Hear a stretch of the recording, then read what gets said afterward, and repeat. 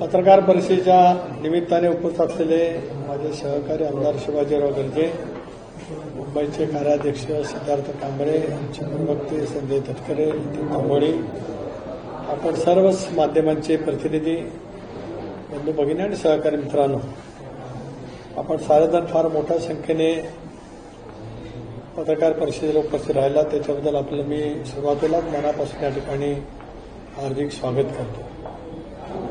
गणरायाच्या आगमनाने संबंध राज्यभरातील गणेश भक्त खूप मोठ्या प्रमाणावरती आनंदित वातावरणामध्ये गणरायाची आराधना त्या ठिकाणी करतायत. उद्या गणरायाला निरोप देण्याचा एक क्षण येणार आहे, परंतु या आनंदाच्या दिवसामध्ये आम्ही गणरायाच्या चरणी ही प्रार्थना केली की आपला महाराष्ट्र, समृद्ध महाराष्ट्र, विकसित महाराष्ट्र, शाहू फुले आंबेडकरांचा महाराष्ट्र, त्या राज्यातल्या गैरत्याला, जनतेला अशाच पैकी निरामय, आरोग्य, सुख, समृद्धीचे दिवस यावेत, अशीच प्रार्थना आम्ही गणरायाच्या चरणी त्या ठिकाणी केली. आज पत्रकार परिषदेचा हेतू हाच आहे की राज्यामध्ये विधानसभेच्या निवडणुका झाल्याच्या नंतर एक 7-8 महिन्याचा कालावधी निघून गेला आणि आज राज्यामध्ये सरकार स्थिरतेने त्या ठिकाणी काम करत आहे. वेगवेगळे प्रश्न उद्भवत असतात, वेगवेगळ्या प्रश्नाचे निराकरण त्या ठिकाणी केलं जात असतं.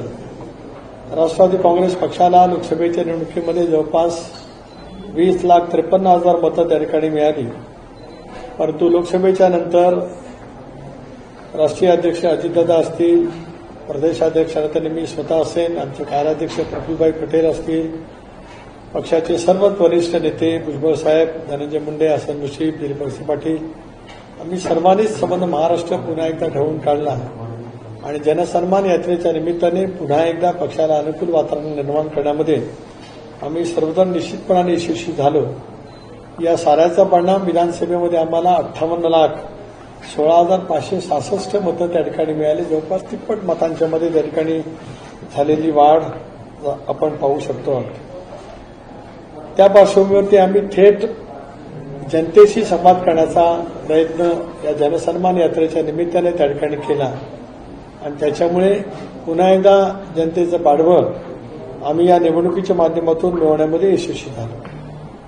एका गोष्टीचा अभिमानपूर्वक उल्लेख आम्ही नक्कीच करू शकतो की महायुतीच्या सरकारने त्यावेळच्या मुख्यमंत्री, उपमुख्यमंत्र्यांच्या नेतृत्वाखाली लाडकी बहीण योजना आणली आणि आम्हाला या गोष्टीचा निश्चित अभिमान आहे की या लाडकी बहीण योजनेची घोषणा अर्थसंकल्प मांडत असतानाच अजितदादांनी केली. अतिशय प्रभावीपणाने या योजनेची मांडणी त्यावेळेला अजितदादांनी सभागृहामध्ये त्यानिमित्ताने केली आणि त्याच्यामुळेच एक वेगळा वातावरण महाराष्ट्रामध्ये निर्माण झालं. अशा वेळेला शेतकऱ्यांच्या साठी सुद्धा वीज थक, बाकी जी काय मोठ्या प्रमाणावरती होती विजेच्या बिलाची, त्याच्यातली दिली गेलेली माफी आणि शेतकऱ्यांच्या हिताच्या दृष्टिकोनातून घेतले जाणारे निर्णय हे ज्या पद्धतीने अर्थसंकल्पामध्ये मांडले गेले मुख्यमंत्री, उपमुख्यमंत्री आणि सरकारच्या माध्यमातून, याचा सुद्धा एक परिणाम अतिशय मोठ्या प्रमाणावरती महाराष्ट्रामध्ये सकारात्मक झाल्याचा निश्चितपणाने त्या ठिकाणी पाहायला मिळू शकला. आपल्याला ही कल्पना आहे की अजितदादांची कार्यतत्परता, एकंदरीत काम करण्याची त्यांची पद्धती, सकाळपासून ते संध्याकाळपर्यंत लोकांशी संपर्क करण्याची त्यांची विलक्षण हातोटी आणि प्रशासनाचा वकूफ हा महाराष्ट्राच्या जनतेने निश्चितपणाने अनुभवलेला आहे. राष्ट्रवादी काँग्रेस पक्षाची ती एक जमेची बाजू त्या निमित्ताने आहे. स्थानिक स्वराज्य संस्थांच्या निवडणुका आगामी कालावधीमध्ये दृष्टिक्षेपात आहेत. अशा वेळेला सरकार स्थिरपणाने कार्यरत राहत असताना पक्ष संघटनेकडे सुद्धा लक्ष केंद्रित करण्याचा आम्ही मंडळी प्रयत्न करतो आहोत. याच्यातून राजकारणाच्या पलीकडे समाजकारणामध्ये सुद्धा पक्षाने अधिक लक्ष मधल्या कालावधीमध्ये घेतलं. मराठी भाषा गौरव दिन साजरा करत असतानाच 5 पद्मश्री, पद्मभूषण पुरस्कर्ते, त्याच्यातूनच राम सुतारांना मिळालेला महाराष्ट्र भूषणचा पुरस्कार, 65वा राज्याचा वर्धापन दिन साजरा करण्यासाठी संपूर्ण राज्यभरामध्ये निघालेली महाराष्ट्राच्या इतिहासाची दिंडी यशस्वीपणाने राष्ट्रवादी काँग्रेस पक्षाने 65 वर्षाच्या महाराष्ट्राच्या इतिहासामध्ये एका राजकीय पक्षाने तो कार्यक्रम केला आणि राष्ट्रवादी काँग्रेस पक्षाची एक स्वतंत्र विचाराची ओळख त्या निमित्ताने आम्ही प्रस्थापित करण्यामध्ये यशस्वी होऊ शकलो. आम्ही आज ठरवलेलं आहे की 19 तारखेला नागपूर येथे राष्ट्रवादी चिंतन शिबिर आम्ही त्या ठिकाणी आयोजित करणार आहोत। त्यामध्ये प्रामुख्याने पक्षाचे सर्व वरिष्ठ नेते, खासदार, माजी खासदार, विद्यमान आमदार, माजी आमदार, जिल्ह्याचे पक्षाचे अध्यक्ष, आमच्या फ्रंटल आणि वेगवेगळ्या सेलचे अध्यक्ष, राष्ट्रीय काही कार्यकारिणीचे प्रमुख, आमचे सर्व सहकारी यांना आम्ही त्या माध्यमातून त्या ठिकाणी निमंत्रित करणार आहोत। आणि या शिबिरामध्ये प्रामुख्याने शिवशाहू फुले आंबेडकरांच्या विचाराची दिशा अधिक प्रखरतेने निर्माण करण्याच्या दृष्टिकोनातून आपल्याला कशा पद्धतीने भविष्यामध्ये धोरण करता येईल या गोष्टीवरती अधिक भर ठेवण्याचा प्रयत्न करणार आहोत। युवकांचे बदलते आकांक्षाविषयीचे प्रश्न असतील, समाजातील विविध घटकांच्या अपेक्षा या शिबिराच्या केंद्रबिंदू असतील, तंत्रज्ञान आणि संवाद झपाट्याने बदलत आहेत, युवकांची जीवनशैली, त्यांच्या अपेक्षा, राजकीय जाणीव याही बदलत आहेत। याला सामोरं जाण्याच्या दृष्टीकोनातून पक्षाचं धोरण हे आता नव्याने विकसित करण्याची आवश्यकता आहे। या चिंतन शिबिराच्या माध्यमातून आम्ही या साऱ्या गोष्टीची चर्चा करणं अत्यंत महत्वाचं ठरवणार आहोत। या शिबिरामध्ये महाराष्ट्राच्या कानाकोपऱ्यात, प्रत्येक गावात, प्रत्येक घरात आपली भूमिका, विचारसरणी, योजना पोहोचवण्याच्या रणनीतीवरती सुद्धा विस्तृत चर्चा ही त्या ठिकाणी आम्ही करणार आहोत। मूल्याधिष्ठित पण आधुनिक गरजांना प्रतिसाद देणारी भविष्यकालीन राष्ट्रवादी घडवणे हे या शिबिराचं मुख्य पद्धतीचं ध्येय त्या ठिकाणी राहणार आहे। या राष्ट्रवादी चिंतन शिबिरासाठी सुद्धा मी आपल्याला त्यानिमित्ताने निमंत्रित करणारच आहे। आणि हे पक्षाचं केवळ शिबिर नसून महाराष्ट्र आणि देशाच्या राजकीय भविष्याचा आकार देणारा एक महत्वाचा टप्पा राष्ट्रवादी काँग्रेस पक्षाच्या या राजकीय जळणघडणीमध्ये, राजकीय प्रवासामधला त्यानिमित्ताने ठरणार आहे। म्हणून एक महत्वपूर्ण शिबिर आम्ही त्या ठिकाणी आयोजित करतो आहोत। हीच माहिती आपल्या मार्फत महाराष्ट्रामध्ये संबंध व्हावी या दृष्टिकोनातून आम्ही आज आपल्याला पत्रकार परिषदेच्या निमित्ताने या ठिकाणी बोलवलेलं आहे। त्यानंतर आम्ही या संबंध राज्यव्यापी जे धोरण आम्ही निश्चित करू, त्यानंतरही पत्रकार परिषद घेऊन त्यामध्ये विस्तृतपणे झालेली चर्चा आणि मग आगामी काळातली रणनीती त्या संदर्भातली सुरुवात सुद्धा आम्ही केव्हापासून करणार आहोत त्याची माहिती सुद्धा आम्ही योग्य वेळेला आपल्याला त्या ठिकाणी देणार आहोत। पत्रकार परिषदेचा हेतू आपल्या सर्वांच्या समोर निश्चित केला। आता आपण मोकळेपणाने संवाद करावा अशी आपल्याला विनंती आहे। नागपूर का निवडलं? म्हणजे आतापर्यंतच वेगवेगळी शिबिरं झालेली आहेत। नागपूर हा तसा भाजपचा बालेकिल्ला मानला जातो, एकेकाळी तो काँग्रेसचा सुद्धा बालेकिल्ला मानला जात होता। राष्ट्रवादीचा कधी बालेकिल्ला असं फारसं ऐकलंच नाहीये, काय कारण? एक असं आहे की आतापर्यंत आमची शिबिरं मुंबईमध्ये, रायगड जिल्ह्यातल्या कर्जतमध्ये, शिर्डीला, पुण्याला वर्धापन दिनाचा कार्यक्रम आम्ही मोठ्या प्रमाणावरती घेतला। शेवटी विदर्भ, नागपूर ही आता राज्याची आपली उपराजधानी आहे। शेवटी वेगवेगळ्या त्याही आज विदर्भामध्ये आम्ही 90% यश मिळवलं। एक जागा सोडली तर या सगळ्या जागांच्या वरती आम्हाला भंडारा, गोंदिया, गडचिरोली, यवतमाळ, अमरावती, बुलढाणा या सगळ्या जागांच्या वरती आम्हाला पूर्णपणाचं यश मिळालं। म्हणजे जेवढ्या जागा लढल्या त्यातली एक जागा आमचे सहकारी भुयारांची सोडली, तिथंही मैत्रीपूर्ण लढत झाली। थेटपणाने एकांकित लढत आमची झाली असती तर आम्ही 100% यश विदर्भामध्ये मिळवलं असतं। त्यामुळे त्या ठिकाणी शिबिर घेऊन एक चांदा ते बांधा म्हणून महाराष्ट्राची ओळख आहे, चांद्यापासून सुरुवात, त्याच्यापेक्षा काय वेगळं भाजपचा बालेकिल्ला म्हणून आम्ही त्या ठिकाणी करतो। भाजप बरोबर आज आम्ही सत्तेमध्ये आहोत, देशाच्या सत्तेमध्ये आहोत आणि राज्याच्या सत्तेमध्ये आहोत। त्यामुळे वेगळा त्याच्यातला काय विचार करण्याची काय आवश्यकता असं मला वाटत नाही। स्थानिक स्वराज्य संस्थांच्या निवडणुकीच्या पार्श्वभूमीवर तुम्ही कुठल्या महापालिका किंवा जिल्हा परिषदांमध्ये युतीने कुठे वेगळं लढायची काही चर्चा केली? आम्ही समन्वय समितीमध्ये ज्यावेळेला बसतो त्यावेळेला राज्यामध्ये महायुती म्हणून या संबंध निवडणुकीला सामोरं जावं अशी आमची प्राथमिक चर्चा झाली आहे। आपण पाहतात की विधानसभेच्या निवडणुकीच्या नंतर वेगवेगळ्या राजकीय पक्षाचा ओघ महायुतीच्या तिन्ही घटक पक्षाकडे मोठ्या प्रमाणावरती, राष्ट्रवादी काँग्रेस पक्षाकडे सुद्धा मोठ्या प्रमाणावरती सहभागी झालेल्या माजी आमदारांची किंवा प्रमुख नेत्यांची आपण मांदियाळी पाहू शकतो। भारतीय जनता पक्षाकडे सुद्धा मोठ्या प्रमाणावरती पक्षप्रवेश झालेत, शिवसेनेमध्ये सुद्धा पक्षप्रवेश मोठ्या प्रमाणावरती झालेत। आपापला पक्ष मजबूत करण्याचा प्रत्येकाला अधिकार आहे, पण या निवडणुका महायुती म्हणून लढवाव्यात असं एकंदरीत आमचं प्राथमिक मत त्या ठिकाणी चर्चा सुद्धा झालेली आहे. त्या अनुषंगाने महापालिका आणि प्रत्येक जिल्हा परिषद, प्रत्येक जिल्ह्यातला वेगवेगळ्या मतदारसंघाची राजकीय परिस्थिती वेगळी आहे. म्हणूनच मधल्या कालावधीमध्ये मी उत्तर महाराष्ट्र आणि मराठवाड्याचा दौरा केला, कार्यकर्त्यांचं मत ऐकून घेतलं. भारतीय जनता पक्षाच्या अध्यक्षांचे दौरे चालू आहेत, शिवसेनेचे चालू आहेत. हे आम्ही सर्वांचं ऐकून घेऊ आणि एकत्रितपणे बसू आणि या संदर्भातला अंतिम निर्णय 3 नेते घेतील, देवेंद्रजी, अजितदादा आणि एकनाथराव शिंदे. तो निर्णय सर्वांना मान्य असेल. तुम्ही प्रदेशाध्यक्ष असल्या तरी तुमच्याच जिल्ह्यामध्ये शिवसेनेचे काही आमदार जे आहेत हे सातत्यानं तुम्हाला आव्हान देताना दिसते. या संदर्भात आपण त्यांच्या पक्षप्रमुखांशी काही चर्चा करून यावरती तोडगा काढण्यासंदर्भात नाही, मी काही चर्चा करत नाही, कारण मी राज्य पातळीचा अध्यक्ष आहे. त्यामुळे माझ्या जिल्ह्यात काय होतंय त्याच्यातली चर्चा मी काय फारशी करत नाही. माझ्या स्तरावरती नाही, मी कोणाचं चर्चा या विषयावरती केली नाही आणि करणारी नाही. मी 5 वेळा विधानसभा लढवली, 2 वेळा लोकसभेमध्ये यश मिळालं, मला सर्वांनी मदत केली. मी नेहमीच बोलत आलो, महायुती म्हणून मला चांगला बेचं पाठबळ सर्वांनी दिलंय. पण जिल्ह्यातल्या प्रश्नांची चर्चा करण्याइतपत काय आज आवश्यकता नाही. त्या ठिकाणच्या गोष्टीचा निपटारा म्हणजे मी चांगल्या अर्थाने म्हणतोय ना, तर लगेच आपण त्याचा वेगळा शब्द काढाल, तो तिथल्या तिथं चांगड घालून योग्य पद्धतीने करता येऊ शकतो. फारसं काय अवघड आहे माझ्यासाठी असं मी मानत नाही. तुम्ही चर्चा करणार नाही तर जिल्ह्यातला हा जो तोडगा किडा आहे तो सुटेल ना आपोआप. काळा जेवढा सुटतो ना, काळा जेवढा अनेक प्रश्नांची उत्तरं मिळत असतात. कशाबद्दलची निर्णय घ्यायचे नाही. मी आपल्याला एक सांगितलं की मी संबंध राज्याचा दौरा करतोय, संघटनेचा.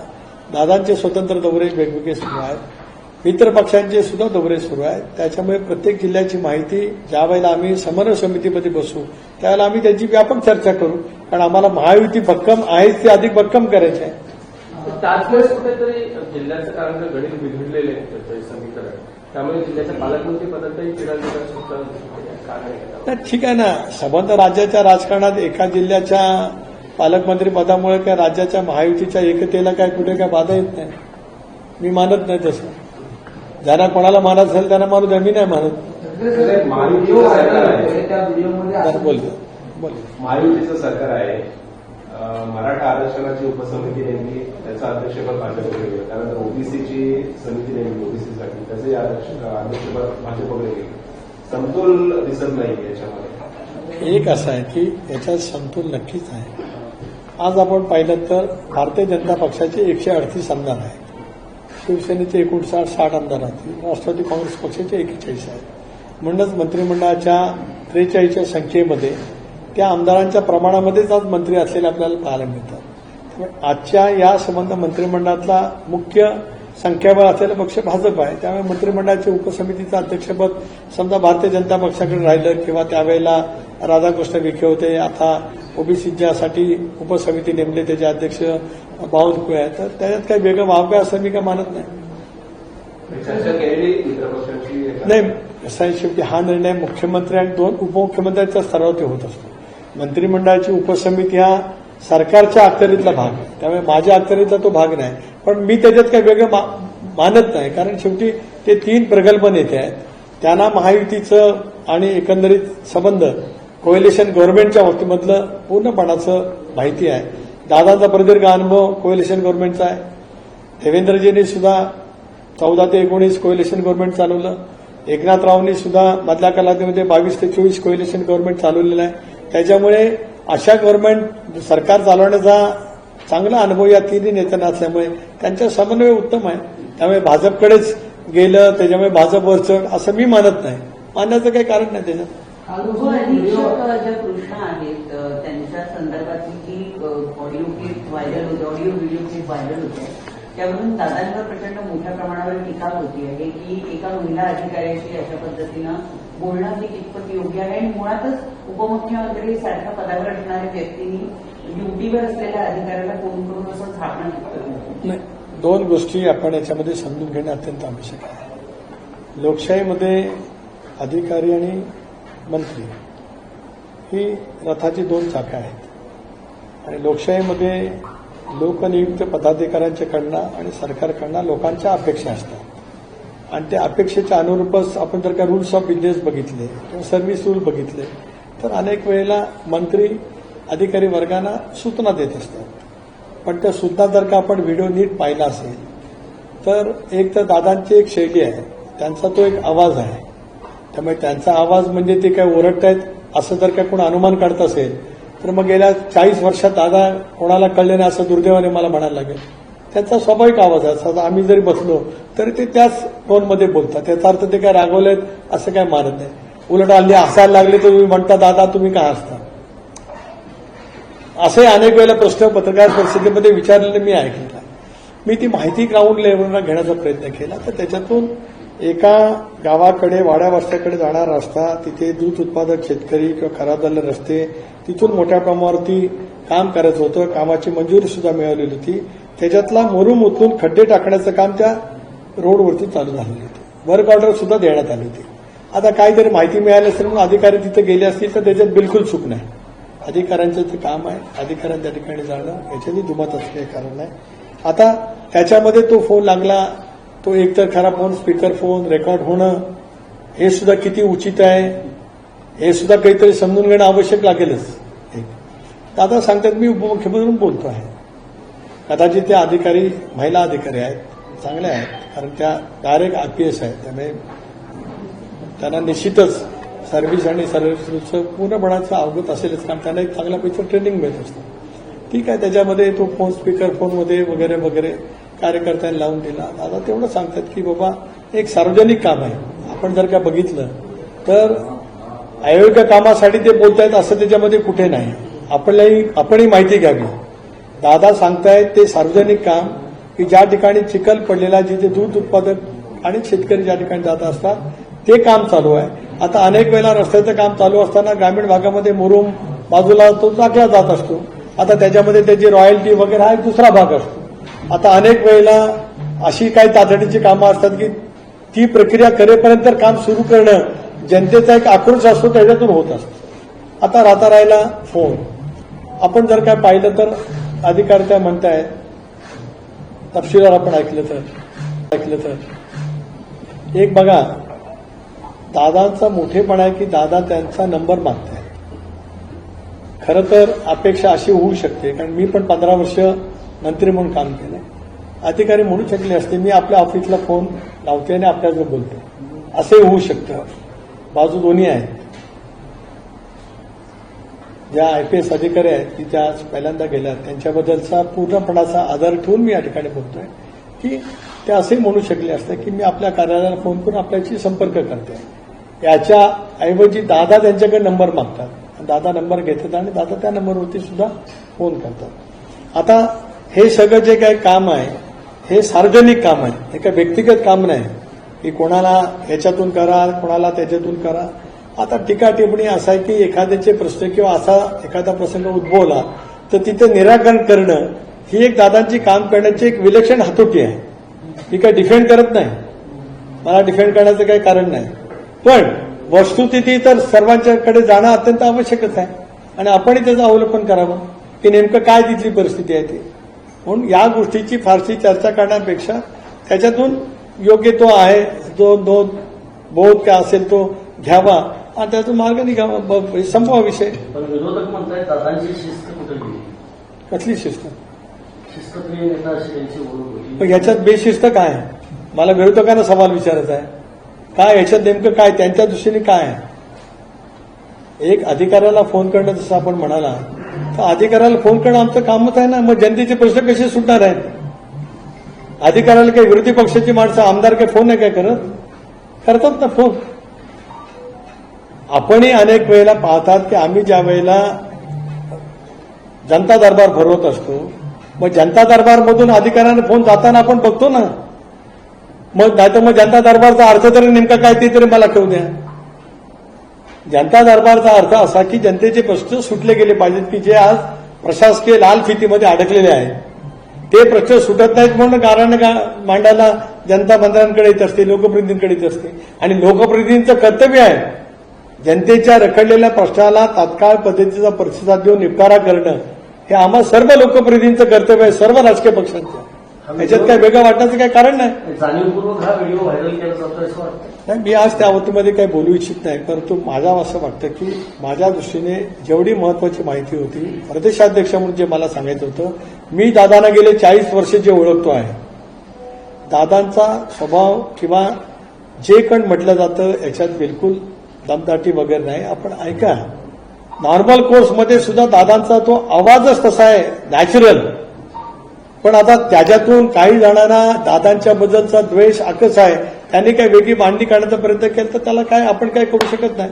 पण दादांनी त्यानंतर त्या अधिकाऱ्याशी काही संवाद साधला. मला माहित नाही, आता हा विषय संपलेला आहे. अहिल्यादेवी होळकर शासकीय जे महाविद्यालय आहे त्यातलं जे अभ्यागत मंडळ होतं त्यावरून सुप्रिया सुळे यांना हटवून सुनेत्रा पवार यांना अध्यक्ष करण्यात आले. अशाच पद्धतीनं डीबीडीसीचा फंड असो किंवा चर्चा असो, ताईंना मिळणारा निधी असतो तो सुद्धा कमी केला जातोय. कुठेतरी जाणीवपूर्वक सुप्रिया सुळे यांची उंची कमी करण्याचा हा प्रयत्न आहे असा आरोप होतो. नाही, एक असं की आपण जे सांगितलं की कुठल्या तरी मंडळावरून कोणाला ते कमी केलं, मला माहित नाही. एक असं असतं की काही त्या जिल्ह्यांतील असं जे काही शासकीय असतं त्याच्यात काही पदसिद्धी असते किंवा लोकसभा सदस्य किंवा राज्यसभा सदस्य असं एक असू शकतं. तर समजा लोकसभा सदस्य म्हणून सुप्रियाताई असते. आता यावेळेला ऑब्लिकी असतं की तरखेपेला लोकसभा सदस्य असतात, त्या जिल्ह्यातील राज्यसभा सदस्य असतात. आता सुनेत्रा बहिणी या राज्यसभा सदस्य आहे, त्यांचा मूळ पत्ता त्यांचं हेडक्वार्टर पुणे आहे, त्यामुळे त्यांचा नोडल जिल्हा पुणे आहे. त्यामुळे जर काही त्यांची नियुक्ती केली गेली असेल तर त्याच्यात वावगं वाटण्याचं काही कारण नाही. एक भाग. आता निधी वाटपाच्या बाबतीमध्ये पालकमंत्र्यांचे अधिकार आहेत. पालकमंत्र्यांच्या अधिकारामध्ये निधी वाटला जातो आणि ते निधी वाटत असतानाच कशा पद्धतीने करायचा असतो तो समतोल प्रत्येकजण करण्याचा प्रयत्न करत असतो. मला कोणी तक्रार केलं तर माझ्या कानावरती नाही. आपण आता म्हणताय म्हणूनच मी त्याच्यावर उत्तर देतो की बाबा कोणी काय तक्रार केली तर त्याच्याबद्दलचा काय असेल ते स्पष्टता देता येऊ शकेल. पण त्यामुळे असं म्हटलं जात आहे की एकही जी पूर्ण कमिटी आहे त्या कमिटीमध्ये एकही विरोधी बाकावरचा सदस्य नाही आहे. जनतेला जर प्रश्न विचारायचे असतील आणि सगळीच यंत्रणा म्हणजे पालकमंत्री संपूर्ण यंत्रणा ही जर अजित पवार यांचीच असेल तर मग विरोधी आवाजाला तिथे स्थान राहणार. कुठल्या फॉर्मवरती विचारता? त्या वैद्यकीय कुणाला अडचण येते एखाद्या हॉस्पिटलमध्ये? नाही, कुठली कमिटी? आपण नियोजन समिती म्हणताय. महाविद्यालयाचे अभ्यागत मंडळ आहे ज्याच्याकडे एखाद्या व्यक्तीला जर हॉस्पिटलमध्ये ऍडमिशन मिळत नसेल किंवा इतर काही तर तो जाऊ शकतो. पण जर सगळीच यंत्रणा ही सत्ताधारी पक्षाचीच असेल आणि विरोधकांना आवाज नसेल तर अशा वेळेला सामान्य जनतेने कुणाकडे जायचं? एक मला कळू शकलं नाही की सामान्य जनता सत्तारूढ पक्षाच्याकडे न्याय मागायला येत नाही असा त्याचा अर्थ होतो. आता आपल्या प्रश्नाचा अर्थ तसाच होतो. नाही, कोणी करू द्या. त्यांना माझं एवढंच सांगणं आहे की या प्रक्रियेचा भाग आहे. यापेक्षा वेगळं काय मी महत्व त्या नियुक्तीला त्या ठिकाणी देऊ इच्छित नाही. प्रक्रियेचा भाग आहे.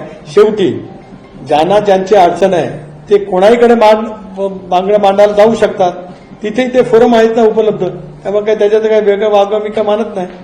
सर, भुजबळ साहेब आपल्या मंत्रिमंडळामध्ये एक मंत्री आहेत आणि ते असं म्हणतायत की जे 24 तास मुलाखत की सरकारनं आरक्षणाबाबत दिशाभूल केली आहे आणि सरकारनं दबावाखाली या आरक्षणाचा निर्णय घेतला आणि आम्ही त्याला कोर्टात चॅलेंज देणार आहोत असं भुजबळ साहेब म्हणतात.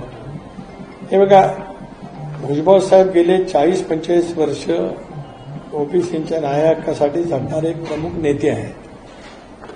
त्याच्यामुळे वेगवेगळ्या पदावरती असताना सुद्धा ओबीसीच्या हक्कासाठी आरक्षणाच्या संदर्भात ते नेहमीच आपली भूमिका परखडपणाने त्यांनी मांडलेली आहे.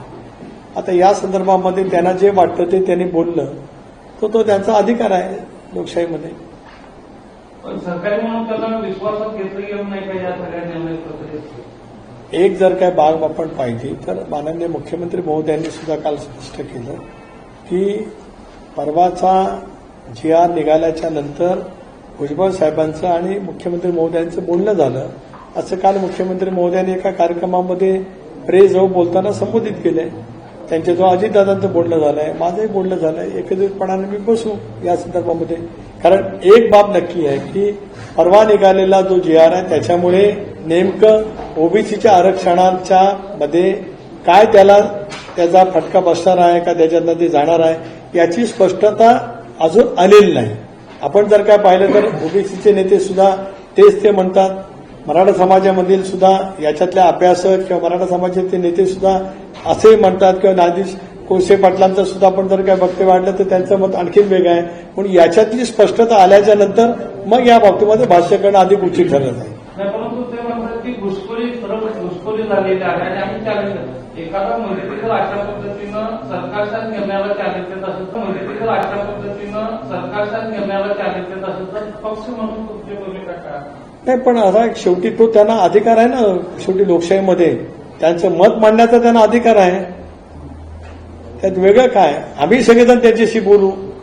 नेमकं त्याच्यातलं मी मगाशीच आपल्याला म्हटलं, मी कालही काय आपल्या वाहिन्यांच्या बोलत असताना सांगितलं की परवा निघालेला जो GR आहे त्याचा नेमका इम्पॅक्ट काय होणार आहे. एक राष्ट्रवादी काँग्रेस पक्षाची स्पष्टपणाची भूमिका राहिली की मराठा समाजाला आरक्षण मिळालं पाहिजे, पण ओबीसीच्या आरक्षणाला धक्का न लागतो. केवळ राष्ट्रवादीची राहिली का? तर नाही. ज्या वेळेला एकनाथराव शिंदे मुख्यमंत्री होते त्याला सर्वपक्षीय बैठक सह्याद्री अतिथीगृहात बोलवण्यात आलेली होती. त्या बैठकीला मी उपस्थित होतो. महाविकास आघाडीचे सर्व नेते त्या बैठकीला उपस्थित होते. त्या सर्वांनी एकमुखी एक ठराव केला की मराठा समाजाला आरक्षण दिलं गेलं पाहिजे, पण ओबीसीच्या आरक्षणाला धक्का न लागतो. सर्व पक्षांचं मत आहे. त्याच्यामुळे त्याच्यातला अभ्यास होऊ द्या आणि मग त्या संदर्भातली पुढची प्रतिक्रिया देणं सोपं ठरेल. धन्यवाद. युवाओं को लेकर ही कार्यक्रम, युवाओं को लेकर शिविर नहीं, सब युवाओं को लेकर नहीं. राष्ट्रवादी कांग्रेस पार्टी के सारे सांसद हो, विधायक हो, सारे जिला के अध्यक्ष हो, हमारे युवा के हो, महिलाओं के हो या सब विद्यार्थी, हमारे सब सेल के अध्यक्ष हम वहां पे निमंत्रित करने जा रहे हैं. सर, इधर महाराष्ट्र में एक वीडियो को लेकर काफी चर्चा है. एलिगेशन है कि ये अजीत पवार की आवाज है जिसमें एक लेडी ऑफिसर को डांटते धमकाते नजर आ रहे हैं. पार्टी का क्या पक्ष होगा, क्योंकि विपक्ष लगातार हमलावर है, कहते हैं कि ये असली चेहरा है सरकार का जहां पर अधिकारी को धमकाया जाता है, थ्रेट किया है. यहाँ किधर धमका गया ऐसा मुझे नहीं लगता है. दादा की आवाज ही वैसी है. नॉर्मल कोर्स में हर एक का एक आवाज रहता है. That is a natural, that is a god gift और sometimes whatever you can say, he always talking the same voice. ऐसा नहीं कि क्या दूसरे आवाज से कुछ बोल रहे हैं और वहां डांट नहीं रहे. लोगों की समस्या जो है उसके बारे में अधिकारी ने ध्यान देना चाहिए, इतने वो बोल रहे हैं. लेकिन इसमें खासकर देखें कि कार्यकर्ता जो है आपका ही, जिसमें फोन लगा के बाबा जगताप ने दादा का फोन उठाते हैं, फोन पे जो साफ साफ कहते हैं वो कि आप मेरी बात सुनो वरना मैं आप पे कार्रवाई लूंगा, मैं आप पे एक्शन लूंगा. तो ये एक्शन लेने की बात कहना, फिर वो कहना आप मुझे फोन करने के लिए कह रहे हैं, ये जिस तरीके से ज्यादा कह रहे हैं वो मुख्यमंत्री. परिस्थिति क्या थी वो तो सबसे पहले परिस्थिति ऐसी है कि वहाँ एक रास्ता बनाने का काम शुरू हो गया था जिसकी वर्क ऑर्डर भी मिली थी, जहाँ से वहाँ खेती करने के लिए दूध उत्पादक करने के लोग वहाँ पे जाते आते करने थे. इसके लिए वो रास्ता रिपेयर करने की जो वर्क ऑर्डर निकली थी, वहाँ पे कई काम जब होते हैं, बारिश भी बहुत हो गया था, रास्ता खराब हो गया था, इसके लिए वहाँ का मोड़ डाल रहे थे. कई ने शिकायत की होंगी. मैं ऑफिसर को भी दोष नहीं देना चाहता हूँ, उनका काम है, उनका फर्ज बनता है कि कहीं शिकायत आए, कहीं कोई इलीगल एक्सकैवेशन हो जाए तो उन्होंने देखना उनका भी फर्ज है. वो गए वहां, तो उनको दोष नहीं, अधिकारियों का दोष मैं यहाँ मानता नहीं. और दादा उनके साथ बात करते हैं, वो तो नॉर्मल कोर्स में डेमोक्रेसी में चलता है. जब जनता का कुछ प्रश्न निकलते हैं, कोई ऐसा प्रसंग आता है तो वो नेताओं को फोन करते हैं. और दादा की वो स्टाइल है कि वो इमीडिएटली वो हल करने की वो कोशिश करते हैं. और अधिकारियों को कभी भी दादा ने एक बात, दादा पब्लिक मीटिंग में, राष्ट्रवादी कांग्रेस पार्टी की मीटिंग में हर बार बोलते हैं कि यदि मेरा कार्यकर्ता भी गलत काम करता होगा तो उसके ऊपर कार्रवाई होनी चाहिए. इसकी दादा स्पष्ट दादा की नीति है. लेकिन कहीं से हर बार दादा राष्ट्रवादी कांग्रेस पार्टी की मीटिंग में हो, पब्लिक मीटिंग में हो, सरकारी गवर्नमेंट फंक्शन में हो, दादा हमेशा ये बोलते आए कि गलत काम करने वाला यदि राष्ट्रवादी कांग्रेस पार्टी का कार्यकर्ता हो तो उनके खिलाफ भी कड़ी कार्रवाई करना चाहे. इतना स्पष्ट बोलने वाला नेता उसका नाम है अजित पवार. एक ही वाक्य है उसमें, इसको लेकर गुस्सा उमड़ रहा है सोशल मीडिया और विपक्ष भी जिसपे कई सारे आरोप लगा रहा है. उनका कहना है कि तुम्हारी इतनी डेयरिंग है क्या कि तुम मुझे इस तरह से स्वीकार करें. आप कॉन्वर्सेशन देखो, आप भी सुनो, पढ़ो और फिर मुझे सवाल पूछो. आप पढ़ो, सुनो ना, फिर देखो. There are certain rules of business is also there, और सर्विस रूल भी है. तो जब कोई भी IAS IPS उठे हैं, कोई MPSC उठे हैं, कोई सर्विस में रखते हैं, और जब हम भी राजनीति में आते हैं तो हम कैसा एक दूसरे के साथ संवाद रखना, वो तो एक तो रहता है ना। तो उसमें क्या, उसमें क्या ज्यादा टिप्पणी मैं नहीं करना चाहता हूँ। जो कुछ बोल गया है, क्या काम के लिए बोला है, देखो कुछ गलत काम के लिए बोला है क्या, किसी जिसने जो कुछ है ये पब्लिक का काम है, that was not individual work, you can understand. आप भी पूरी मालूमात जानकारी ले सकते हो ना, क्या काम के बारे में फोन गया था, was not that public work, it was public work. I say when I say I mean to say, बात खत्म। पब्लिक सेंटिमेंट है, इतना जानना चाहेंगे कि पार्टी की भूमिका क्या है, इसका समर्थन है कि ये गलत है, आप मान रहे हो, सही है या गलत है, बस इतना ही पार्टी मैंने बात किया, अभी मैंने सारा बहुत एक्सप्लेनेशन किया है, बहुत तरह से अच्छे तरह से किया है। धन्यवाद।